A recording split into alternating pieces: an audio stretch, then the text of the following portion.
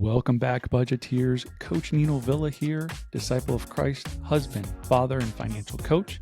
And today on the New Money Habits podcast, I share with you your 5 must-haves for any travel budget. Hey there, budgeteers. The new year is here, and you know what that means. It's time for fresh starts and new habits. If one of your goals is to get better with your money, New Money Habits has exactly what you need to kick things off right, the Payday Power Planner. This isn't just any budget tool. The Payday Power Planner is designed to work with your pay periods, not just the calendar month. Why does that matter? Because it helps you to see exactly when your money is coming in and going out. No surprises, no guesswork. With the Payday Power Planner, you'll know if you're working with a surplus or facing a deficit, so you can make informed decisions about your money. It's not just a plan, it's the clarity and control you've been looking for to start the new year strong. Make this the year you finally build new habits for financial freedom. Grab your free Payday Power Planner from New Money Habits today and take the first step toward a better financial future. Visit newmoneyhabits.com now because this year it's time for a better plan for your money. Well, I wanted to start today's episode sharing a regrettable decision that I've made that's going to take me a few weeks to correct. So for anybody who is listening and not watching this on YouTube, I have trimmed down my beard quite significantly. And it's a regrettable decision. I regret taking it down as low as I have, but I want to assure you that I'm still Coach Nino Villa. I'm still a disciple of Christ. I'm still a husband. I'm still a father. And I'm still a financial coach. I just don't have the beard that I normally have. And so I feel like a different person, but hopefully it'll only take a couple of weeks to get it right. But that's not why we're here today. We're here to talk about the 5 must-haves that you need anytime you're traveling. So whether this is for work or for play, whether you're traveling for leisure or for business, there are 5 categories that should always be part of all of your travel plans. They are far too often overlooked.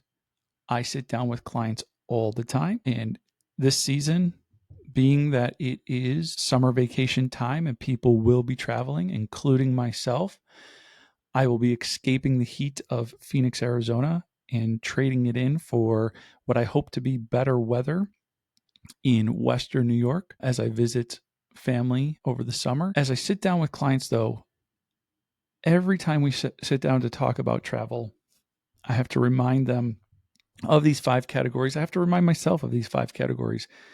But oftentimes what we do is we look at a trip.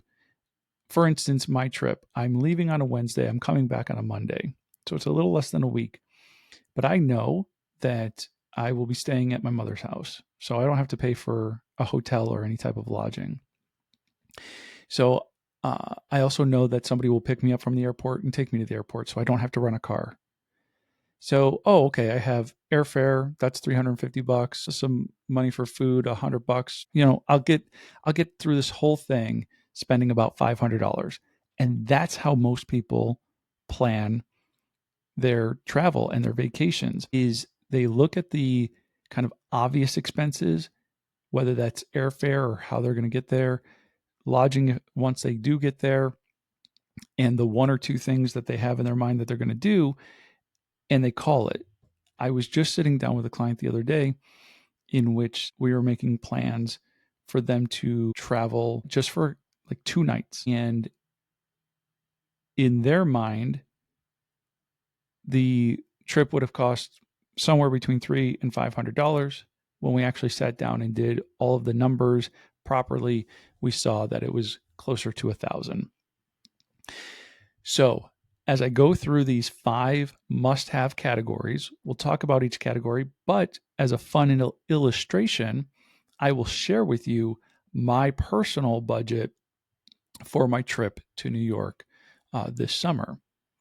So the very first category to be thinking about and planning for is travel from A to B. So whether this is airfare, bus fare, train fare, you're renting a car, or you're driving your own, you want to be thinking about what is it going to cost you to get from A to B. Now, a little fun fact, when I was a kid, after my parents had split up and my mom had moved to the other side of the state, I used to travel by train from the Buffalo area to the Catskill area in New York. Does anybody travel by train anymore? Does somebody pack their luggage and get on a train and allow the train to take them? I don't know. But anyway, you want to be thinking about your cost from getting from point A to point B. For me personally, it will be airfare. So I'm traveling by plane, and so I have to plan airfare. And I know that the airfare is $350. Okay, so that's the easy part. But let me not forget that I have to drive myself to the airport, park my car for Wednesday night, Thursday night, Friday night, Saturday night, Sunday night, and I come back on Monday. So for 5 nights, I'm parked at the airport. I have to plan for that. And so when I'm thinking travel from A to B, when I get back from B, I have to be thinking about 5 nights of parking. And if parking is about $7 a night, I need another $35 for my travel budget, thinking about being parked at the airport. So that's the first category. I want you thinking about how you're getting from A to B. If it's airfare, like I just did, make sure to include any airport parking that might be needed. Think about any gas or tolls needed to get to and from the airport, depending on how far you are from the airport. My buddy who has just relocated is now 2.5 hours away from the airport. He has to actually plan for the gas that it's going to take to get to the airport and back. I live about 35 miles away from the airport, so gas is something I still want to be mindful of. When I lived 2 minutes from the airport, I wasn't worried about how much gas I was using. But bus fare, train fare, same thing. Are there parking fees? If you are traveling by car, the rental car cost, but then the additional cost of gas and tolls to travel from point A to point B. And if you're traveling using your own car, well, then it's just maybe the gas and possible tolls. But think about what does it cost me to get from A to B? So my costs from A to B, the airfare plus the airport parking is going to cost me $385. And oh, by the way, side note, I'm using this really cool tool that we have created to help me plan for my travel. So be sure to download the Payday Power Planner Plus. The Plus has awesome additional planners and calculators built into it. So there's not just the budget for the month broken down by pay period, but we also have a debt eliminator, a travel planner, and other awesome tools. So download the Payday Power Planner Plus, and you can use this really cool tool that I'm using. It's got the categories listed for you. It allows you to enter the dates so that you're thinking about how long am I gone and how many days do I have to plan for? Like I just did a moment ago with parking. I have to think about I'm gone for 5 nights. I'm parked for 5 nights. And so what is that going to cost? Hey there, budgeteers. Good news can only be good news if there's bad news. So what's the bad news? The bad news is you and I have a deadly disease called sin. And this disease causes us to rebel and disobey God. See, God is holy, righteous, and just, and He cannot be in the presence of sin. So this horrible disease of ours separates us from the God who created us. And the bad news gets worse. There isn't anything you or I can do to make ourselves right with God. We are dead in our sins and on our way to an eternity separated from God. But that's not God's will for us. See, for God so loved the world that He gave His only begotten Son, that whoever believes in Him should not perish, but have everlasting life. God did what only God could do. He made a way for us to be reconciled to Him through Jesus Christ. Jesus came into the world to save sinners like you and me. While we were still sinners, storing up God's anger against us for our rebellion and disobedience, Christ died for us. Jesus took the punishment that you and I deserve and have earned. Jesus is the substitute for your punishment and mine. Now, isn't that some good news? The word gospel means good news. The gospel of Jesus Christ is that you and I broke God's law and Jesus paid the fine. When we place our faith and trust in Jesus, we get to experience God's grace and mercy. Our gratitude should turn us from our rebellious and disobedient sin toward God, seeking after Him and His righteousness. When we do, God gives us a new heart and a new mind. Praise God for His goodness, and remember, God loves, humans sin, Jesus saves. The next category, the second category, is lodging. So once I get to my destination, what, if any, lodging costs do I have? Am I staying at a hotel? Am I staying in a short-term rental like an Airbnb or a Vrbo? Am I staying with friends or family? And so what are my lodging costs? Now, I'm traveling independently without the family this time. And so I'll stay at my mother's house and I don't have any costs for lodging. Kind of, sort of, kind of. There is a little bit of an asterisk to that. And so whether I want to put that as lodging or entertainment, I'll get to it in a minute. But for the most part, lodging isn't costing me anything. All right. Your third category is getting around B. So once you're at location B, when you're finally at your destination, you still got to get around. And so how are you getting from the airport to wherever you're staying? Are you renting a car? Are you taking an Uber? Somebody picking you up? What are the costs associated with getting around? Now, again, because I'm traveling without the family, normally I would rent a car and I would just get around on my own.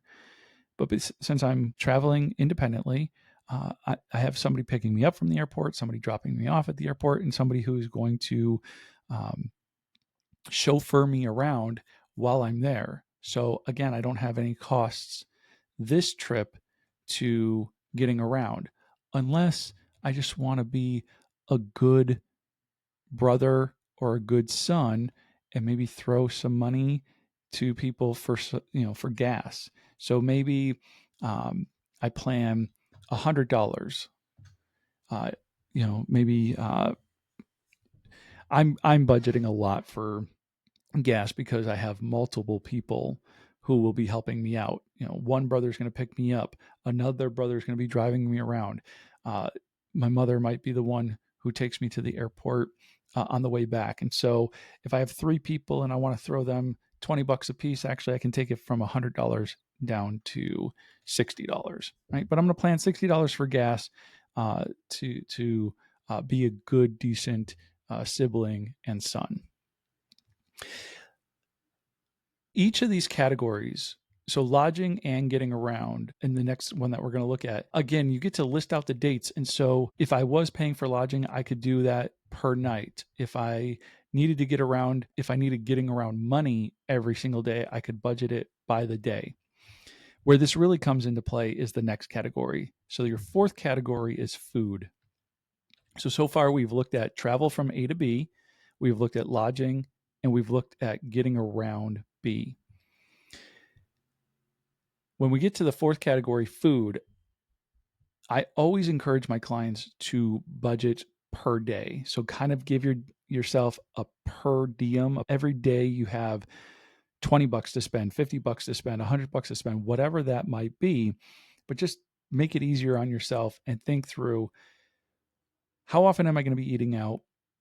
How much is that going to cost? Or if I'm renting a short-term rental like an Airbnb, am I going to go to the store, grab a bunch of things, bring those back, and prepare food that way? So while I travel, I can make, let's say $50 a day work for me. And so 50 times 5 nights, but that's actually 6 travel days, right? So I now, unlike lodging or unlike the parking at the airport, This is not just the 5 nights. There are 6 total days. I have to think about the Wednesday that I travel out, the Monday that I travel back. I will be getting food those 2 days. And then the 4 days I'm actually there, Thursday, Friday, Saturday, Sunday. So I have to plan for all of that. So if I budgeted $50 per day, 6 days, we're looking at a $300 food budget. And right there, that's where a lot of clients will say, no way, like there's no way I'm going to spend that much on food. And even myself, I look at $300 and I'm like, no way I'm going to spend $300 on food while I'm there. Yes, I will. Yes, I will. I can deceive myself. I can lie to myself and tell myself I can get by on $100 or $150. Baloney. No pun intended. Baloney. I will spend $300 on food easily. And here's one of the reasons why. One of the reasons is I will want to bring back some New York food to my family. So why not just build that into the budget, right? $50 a day for food, 6 days, it's $300. So far we have airfare, $350. We have parking at the airport, $35. We have $60 for getting around point B by offering gas money to my family. And we have $300 for food. So far we are at a grand total of $745. All right, so that's 4 of the 5 categories. So what's the 5th category? Hey there, budgeteers. It's a brand new year, and that means it's time for new habits, starting with your money. Take charge of your finances in 2025 with New Money Habits Financial Coaching. This isn't your typical financial advice. New Money Habits is all about giving you the knowledge, tools, and support to make confident money moves and build a rock-solid financial foundation. Here's the deal. We're offering a free discovery session to kick off your journey to financial freedom. That's right, no strings attached. In this session, one of our expert coaches will help you to identify your financial goals and create a better plan for your money. We'll help you master your money mindset, sharpen your money management skills, and keep you accountable every step of the way. Make 2025 the year you say goodbye to financial stress and hello to the freedom you've been dreaming about. Schedule your free discovery session today and start creating the new money habits you need to achieve financial freedom. The 5th category is entertainment. And this one, I believe, is so often either completely forgotten about or under budgeted for. And so earlier I said I don't really have lodging expenses. That's not completely accurate. One of the things that we're doing is my brothers and I are going to go camping. And so we've already solidified the campgrounds, and it was like $112. So that could have gone under lodging, but I'm putting it under entertainment. That part doesn't much matter. If I was staying at the campgrounds every single night of my stay, well, then maybe I would consider that lodging. But I'm staying with my mother most of the time, but there's 2 nights that we're going to go out camping. And so I'm just putting it under entertainment. So 112 for the camping, but what other entertainment might I do while I'm there? What other things might I want to either buy or go visit or whatever? And so I don't like an oddish number like 112. And by odd, I just mean it's not a nice rounded number. It's not 100 or 150. So instead of leaving that 112 and a grand total right now of $857, why not just round that up to 1,000, give myself some more money in the entertainment portion. So what, that'd be another $143 as just discretionary, spend it however I want. And so I'm actually increasing my budget rather than thinking that I could scrape by. Now, before I went through this process, I thought, you know what? The airfare is $350. I will get out of this with spending about $500. Can you see how inaccurate that was?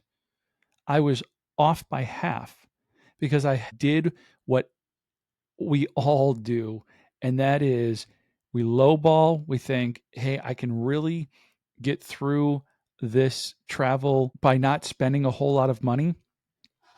But the other part of that is when you're traveling, especially if you're traveling for leisure, this might not apply when you're traveling for business, but when you're traveling for play, you want to enjoy yourself. You want to enjoy the trip. So why not just plan for it properly and accurately? Instead of telling myself I was going to spend $500 and then turn around and spend the 1,000 anyway, and then be miserable with myself that I spent the $1,000 and that I went over budget by 500. I'd rather plan for it this way and say, okay, I'm planning $1,000 for this trip, this short 6-day, 5-night trip in which I don't have to pay for lodging. I don't have to pay for like a rental car. I'm just paying the airfare and then budgeting enough for food and entertainment. I'd rather budget the 1,000 and just kind of sit with that now and have my feelings about that now before the trip. Like, oh, I wish it wasn't 1,000, but okay. And then when I go and I only end up spending $700, I'm elated that I came in under budget. So instead of budgeting too little and being frustrated when I overspend, how about budget a little too much and be elated when I come in under budget? Now, there's no guarantee that I'll come in under budget, but in the likelihood that, or in the event that I do come in under budget, I can be excited about it. And if I come in right at budget, or like maybe I end up spending $920, so I came in under budget, but it essentially feels like it was still 1,000, I'm not going to feel regret or remorse about it because that was my budget. Now, if I blow the $1,000, I will be mad at myself because I'm being mindful. I'm being very thoughtful. I'm building in plenty of margin here to be generous to my family with gas money, to be generous with my family at home by bringing them home treats and gifts. I'm building in plenty of margin. So if I go over the 1,000, well, now I would have a bit of an issue with myself. But those are the 5 categories, and those are the ways in which I want you to be thinking about the categories so that you can plan a vacation, family vacation, or business travel in a way that is incredibly mindful, incredibly thoughtful, and gets you in a position where you're in control and feeling good about the vacation so that when you come home from the vacation, you don't have to live with any regret or frustration that you overspent. So again, there is a really cool tool built into the Payday Power Planner Plus. Go ahead and download that by going to the show notes. The Payday Power Planner Plus has a travel planner built right in it. And again, there are instructions that take you through these 5 key expenses. Those 5 key expenses, again, consider the cost of travel from A to B, which includes airfare, car rental, train tickets, or gas if driving. This is often one of the most significant expenses and should be researched and booked in advance to find the best deals. Number 2, account for lodging each night. Depending on your preferences and destination, this could range from hotels and short-term rentals to vacation rentals or campgrounds. It's essential to consider the nightly rate, taxes, and any other additional fees. The third category, plan for getting around at your destination. This includes the cost of a rental car, gas, or public transit passes. If you're planning to use rideshare services or taxis, estimate the daily or trip-specific costs for all of these as well. Your fourth category, set a daily food budget. This should cover all meals and snacks throughout the day. Consider whether you'll be dining out, cooking some meals yourself, or a mix of both, and adjust your budget accordingly. And then 5, include entertainment costs. This encompasses all the activities and attractions you plan to enjoy, such as entrance fees, tours, shows, and other recreational expenses. Research and list these in advance to get an accurate estimate of the total cost. And by accounting for these 5 key expenses, travel from A to B, lodging, local transportation, food, and entertainment, you can create a comprehensive travel budget that ensures all aspects of your trip are financially covered. That's all built into the tool for you. Go ahead, download that, check it out. And if you would like some help planning the real costs of your travel for your next vacation, remember that I do offer a free coaching session, so go ahead and get that scheduled, and we'll talk about your specific situation, your specific destination, and the cost associated with it. That does it for this episode of the New Money Habits podcast. Remember, if you have any questions, make sure to hit us up on social at New Money Habits and follow us on Spotify, Apple Podcasts, or wherever you listen to podcasts. Please consider leaving a 5-star rating and review to help us spread this message of hope to people looking for a better plan for their money.